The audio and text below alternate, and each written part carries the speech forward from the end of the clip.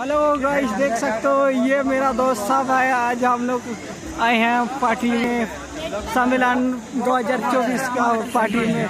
ये देख सकते हो मेरा गुरु है जो हमको रिफरल के साथ कुछ सिखाता है। ये मेरा चेला है जो मार पातर है। ये है हम लोग का डॉन, लाकी पोदो नाम है। नाम कुछ नहीं बजा दे।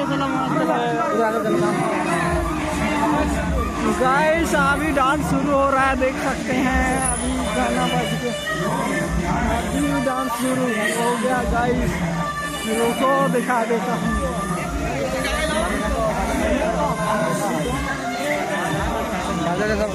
अरे गाइस डांस शुरू हो गया, अब तो दिखाता हूँ। मार भाई, आज तो अच्छा वीडियो बनेगा।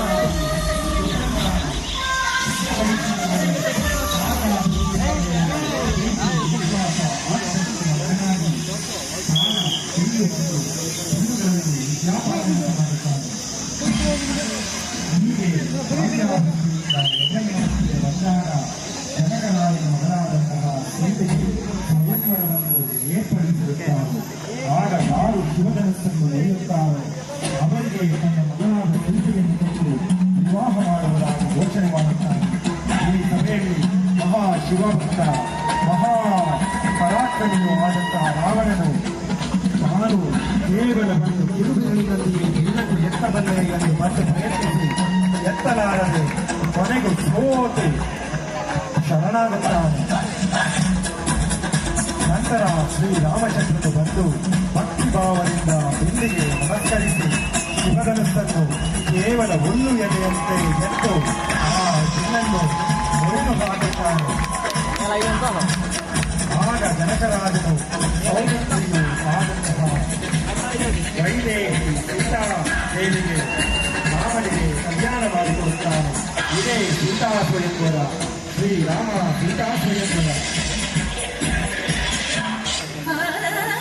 ಇತ್ತ ಅಯೋಧ್ಯೆಯಲ್ಲಿ ದಶರಥನ ತನ್ನ ಮೂವರು ಪತ್ನಿಯರಾದಂತಹ ಕೌಸಲ್ಯೆ, ಸುಮಿತ್ರೆ, ಕೈಕೇಯರೊಂದಿಗೆ ರಾಮನ ಬದುಕಿಗಾಗಿ ಕಾಯುತ್ತಿರುತ್ತಾರೆ.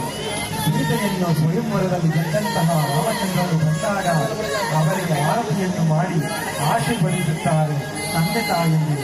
ನಂತರ ರಾಮನನ್ನು ಆನಂದಿಸಿ ದಶರಥನು ಹೇಳುತ್ತಾನೆ, ಇದೇ ಸಂತೋಷದ ಸಮಯದಲ್ಲಿ ಶ್ರೀರಾಮಚಂದ್ರನು ಮುಂದೆ ಅಯೋಧ್ಯೆಯ ರಾಜನಾಗುತ್ತಾನೆ ಎಂದು ಎಲ್ಲರೂ ಸಂತೋಷದಿಂದ ಕರತಾಳನ ಮಾಡುತ್ತಾರೆ. ಆದರೆ ಕೈಕೆಯ ರಾಜಿಯಾದಂತಹ ಮಂತ್ರಿಯು ರಾಮನ ಮೇಲಿನ ಕೋಪದಿಂದ ಈ ರಾಮನಿಗೆ ಪಟ್ಟಾಭಿಷೇಕವಾದರೆ ನಿನ್ನ ಮಕ್ಕಳ ಗತಿಯೇನು ಎಂದು ಸುತ್ತು ಚಾಡು ಮಾತನ್ನು ಹೇಳಿ ದಶರಥನನ್ನು ಹೊರಕೇಳುವಂತೆ ಪ್ರೇರೇಪಿಸಿ ಕಳಿಸುತ್ತಾಳೆ. ಇತ್ತ ದಶರಥನು ತನ್ನ ಮುದ್ದು ರಾಣಿ, ಹಿರಿಯ ರಾಣಿ ಕೈಕೆಯೊಂದಿಗೆ ವಿಹಾರದಲ್ಲಿರುವಾಗ ಕೈಕೆಯು ಇದೇ ಸಮಯವನ್ನು ಸಾಧಿಸಿ, ನನಗೆ ದೇವಾಸುರ ಯುದ್ಧದಲ್ಲಿ ನಾನು ನಿಮಗೆ ಮಾಡಿದ ಸಹಾಯಕ್ಕೆ 2 ವರವನ್ನು ನೀಡಿದ್ದೀನಿ, ಆ ವರವನ್ನು ಈಗ ನೀಡುವಿರಾ ಎಂದು ಕೇಳುತ್ತಾಳೆ.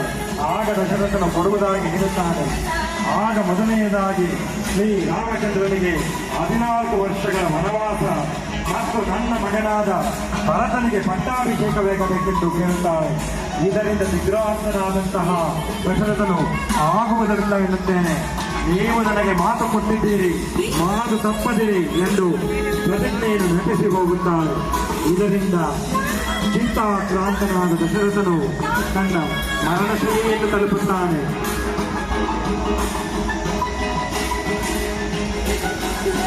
ಇತ್ತ ಸೀತಾ, ರಾಮ, ಲಕ್ಷ್ಮಣರು ವನವಾಸಧಾರಿಗಳಾಗಿ ವನವಾಸಕ್ಕೆ ಬರಲು ಸಿದ್ಧರಾಗಿ ಬರುತ್ತಾರೆ.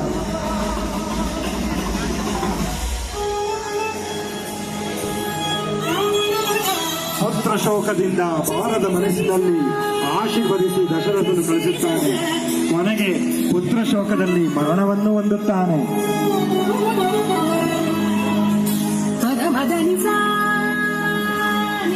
ಇತ್ತ ರಾಮ, ಲಕ್ಷ್ಮಣ, ಸೀತೆಯರು ವನವಾಸಕ್ಕೆ ಬಂದಾಗ ಋಷಿಗಳ ಶಾಪದಿಂದ ಶ್ರೀರಾಮಚಂದ್ರನ ಪಾದದಲ್ಲಿ ಅವರಿಗೆ ಶಾಪ ಘೋಷಣೆಯಾಗುತ್ತದೆ. ಇತ್ತ ಭರತನು ಅಣ್ಣನನ್ನು ಹುಡುಕಿ ಕಾಡಿಗೆ ಬರುತ್ತಾನೆ. ಅಣ್ಣ ನೀನೇ ಬಂದು ರಾಜ್ಯವನ್ನು ಪರಿಪಾಲಿಸಬೇಕೆಂದು ಹೇಳಿದಾಗ ನಾನು ಆಗುವುದಿಲ್ಲ, ನಾನು ತಂದೆಯವರಿಗೆ ಮಾತು ಬಂದಿದ್ದೇನೆ, ನೀನೇ ರಾಜ್ಯವನ್ನು ಪರಿಪಾಲಿಸುವುದಲ್ಲಾನೆ. ಆಗ ಭರತನು ನಿನ್ನ ಕಾಲುವೆಯಲ್ಲಿ ಸಿಂಹಾಸನದಲ್ಲಿರಿಸಿ ನಾನು ರಾಜ್ಯಭಾರವನ್ನು ಮಾಡುವುದಾಗಿ ಹೇಳಿ ಪಾದುಕೆಯನ್ನು ಶಿರಸಾವಹಿಸಿ ಹೋಗುತ್ತಾನೆ. ಇತ್ತ ರಾವಣನ ತಂಗಿಯಾದ ಶೂರ್ಪಣಖಿಯು ಸ್ನಾನಕ್ಕೆ ಬಂದು ರಾಮ ರಕ್ಷಣೆಯ ಸೌಂದರ್ಯಕ್ಕೆ ನಿಜವಾಗಿ ರಾಮನನ್ನು ತನ್ನನ್ನು ಮದುವೆಯಾಗುವೆಯಾ ಎಂದು ಕೇಳುತ್ತಾಳೆ. ಆಗ ರಾವಣನು ನಾನು ಏಕಪತ್ನಿ ವ್ರತಸ್ಥನು, ಮರ್ಯಾದ ಪುರುಷಕನನ್ನು ಇದನ್ನು ಮದುವೆಯಾಗುವುದಿಲ್ಲ ಎನ್ನುತ್ತಾರೆ. ಇದರಿಂದ ಲಕ್ಷ್ಮಣನಿಗೆ ಬಂದು ಮದುವೆಯಾಗುವುದೇ ಎನ್ನುತ್ತಾನೆ. ಲಕ್ಷ್ಮಣನು ಆಗುವುದಿಲ್ಲ ಎಂದಾಗ ನಾನು ರಾವಣನ ತಂಗಿ ಶೂರ್ಪಣಖಿ ನನ್ನನ್ನೇ ಮದುವೆಯಾಗುವುದಿಲ್ಲವಯ್ಯ, ನೀನನ್ನು ಮದುವೆಯಾಗಬೇಕು ಎಂದಾಗ ರಾಮನು ಅವನ ಮೂಗನ್ನು ಕತ್ತರಿಸಲು ಆಜ್ಞೆ ನೀಡುತ್ತಾನೆ. ಆಗ ಕೋಪಗೊಂಡ ಶೂರ್ಪಣಖಿಯು ಹೊರಟು ಅಣ್ಣನಿಗೆ ಚಾಳಿಯನ್ನು ನೀಡುತ್ತಾನೆ. ಈತ ದಶರಥನ ಚತುರಾನನ ಮಹಾಪರಾಕ್ರಮಶಾಲಿ ರಾವಣ ಸಾರ್ವಭೌಮನು ಲಂಕೆಯನ್ನು ಆಳುತ್ತಿರುವಾಗ ತಂಗಿ ಶೂರ್ಪಣಖಿ ಬಂದು ರಾಮಲಕ್ಷ್ಮಣರ ಮೇಲೆ ಚಾಳಿಯನ್ನು ನೀಡಲು ಅವರ ಮೇಲೆ ಸೇಡು ತೀರಿಸಿಕೊಳ್ಳಲು ಮುಂದಾಗುತ್ತಾನೆ ರಾವಣನು.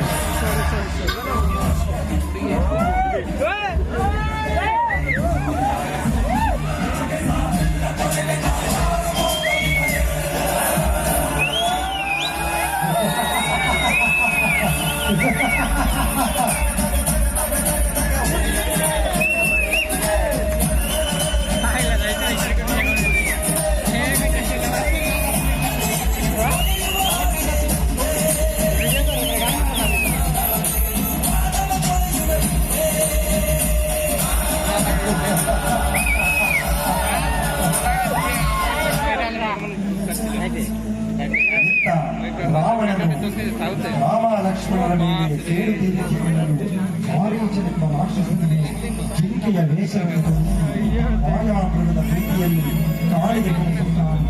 ಈ ಜಿಂಕೆಯ ಸೌಂದರ್ಯವನ್ನು ಕೊಂಡಂತಹ ಸೀತೆಯು ಆ ಜಿಂಕೆಯು ನನಗೆ ಬೇಕೆಂದು ರಾವಣನಿಗೆ ಕೇಳುತ್ತಾಳೆ. ರಾಮ ಬೇಡ, ಮಾಯಾ ಜಿಂಕೆ ಎಂದು ಹೇಳಿದರು, ಅದು ನನಗೆ ಬೇಕೇ ಬೇಕು ಎಂದಾಗ ಲಕ್ಷ್ಮಣನಿಗೆ ಸೀತೆಯ ಜವಾಬ್ದಾರಿಯನ್ನು ವಹಿಸಿ ರಾಮನು ಜಿಂಕೆಯನ್ನು ಹಿಂಬಾಲಿಸುತ್ತಾನೆ. ಆದರೆ ಇದು ಕೈಗೆ ಸಿಗದ ಮಾಯಾಮೃಗವಾದ್ದರಿಂದ ಮಿಂಚಿ ಮಿಂಚಿ ಮಿಂಚಿ ಮಳೆಯಾಗಿ ಹೋಗುತ್ತದೆ.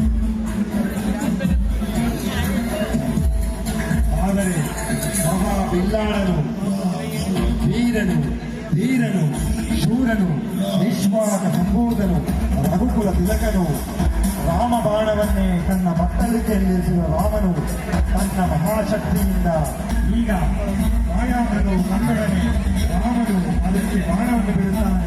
ಆಗ ಮಾಯಾಮೃಗವು ಲಕ್ಷ್ಮಣ ಸೀತಾ ಎಂದು ರಾಮನ ಬಳಿಯಲ್ಲಿ ಹೋಗುತ್ತದೆ. ಆಗ ಸೀತೆಯು ರಾಮನಿಂದ ಅಣ್ಣನಿಗೆ ರಕ್ಷಣೆಗೆ ಇರುತ್ತಾನೆ. ಆಗ ಲಕ್ಷ್ಮಣನು ಆಗುವುದಿಲ್ಲ, ನಿಮ್ಮ ರಕ್ಷಣೆ ನನಗೂ ಇದ್ದಾಗ ನೀನು ಓಡಲೇಬೇಕೆನ್ನುತ್ತಾನೆ. ಆಗ ಲಕ್ಷ್ಮಣನು ಲಕ್ಷ್ಮಣ ರೇಖೆಯನ್ನು ಹಾಕಿ ಇದನ್ನು ಕಾಟಭಾವಕ್ಕೆ ಸೂಚಿಸಿ ರಾಮನ ಬಳಿಯಕ್ಕೆ ಬಾಧಿಸಿ ಹೋಗುತ್ತಾನೆ. ಇದೇ ಸಂದರ್ಭವನ್ನು ಹಚ್ಚಿ ಮಾಡಿ ಕಾದಿದ್ದ ರಾಮನನ್ನು ಸತ್ಯಾಸ್ತ್ರ ವೇಷದಲ್ಲಿ ಬಂದು ದೇವಿ ಎಂದು ಹೇಳಿದಾಗ ಸೀತೆಯು ರಾಮನಿಗೆ ಬಂದಾಗ ರಾವಣನು ಸೀತೆಯನ್ನು ವಿಮಾನದಲ್ಲಿ ಅಪಹರಿಸುತ್ತಾನೆ. ಇದೇ ಸಂದರ್ಭದಲ್ಲಿ ಜಟಾಯು ಪಕ್ಷಿಯು ಬಂದಾಗ ಅದನ್ನು ಕತ್ತರಿಸಿ ಕೊಂದೆ ಸಾಗುತ್ತಾನೆ. ರಾವಣನು ಮತ್ತೆ ಹಿಂದಿರುಗಿ ಬಂದಂತಹ ರಾಮ ಲಕ್ಷ್ಮಣರು ಜಟಾಯು ಪಕ್ಷಿಯನ್ನು ಕೇಳುತ್ತಾರೆ, ಏನಾಯಿತು? ಆಗ ರಾವಣನು ಸಿಂಹಾಸನದಲ್ಲಿ ಹೊತ್ತು ಬಂದಾಗ ರಾಮ ಲಕ್ಷ್ಮಣರು ಸೀತೆಯನ್ನು ಹುಡುಕಿ ರಾವಣನಿಗೆ ಬರುತ್ತಾರೆ.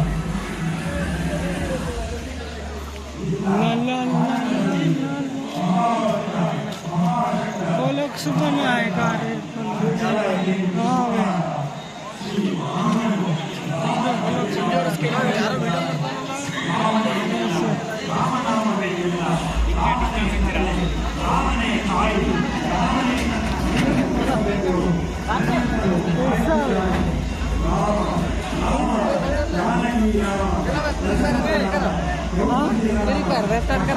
हाँ पे बाद में हेलो गाइस करो।